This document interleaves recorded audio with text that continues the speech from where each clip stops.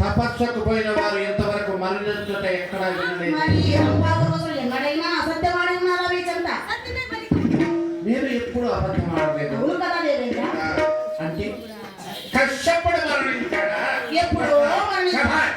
మీరు వచ్చిన తర్వాత నేను వెళ్ళి నా వచ్చాను అతను సాధన చేయాలనుకుంటా. అతని కథలేమి మరణించాడు. ఇంకా రాక్షస బాధ ఉండదు ఉండకూడదు. దేవేంద్ర, రాక్షస బాధ ఇంకా ఉన్నదయ్యా. ఎక్కడేమిటి? కశ్యపుడు మరణించాడు సరే, అతని భార్య లీలావతి ఇప్పుడు పూర్ణ గర్భవతి కదా. రాక్షసులకు పుట్టబోవ బిడ్డ రాక్షసుడే కదా. కనుక మీరు వెంటనే చోళీపురంకు వెళ్ళి ఆ లీలావతిని తెచ్చి మన చెరసాలలో బంధించి ఆమె ప్రసవించిన తర్వాత ఆ బాలుని వజ్రాయుధంతో ఖండించిన అప్పటికి కదా రాక్షస బాధ పూర్తిగా తొలగిపోతున్నది. సమయంలో చక్కని ఆలోచన చెప్పింది. నీలావతి గర్భముతో ఉన్నది నాకు తెలియదే.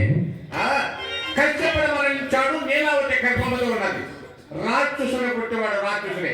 ఇప్పుడే సోనీపురంలోకి వెళ్ళి నీలావతిని చెర తీసుకుని వచ్చి నా చెరసల్లో బంధించేదాను. ఏమిటది?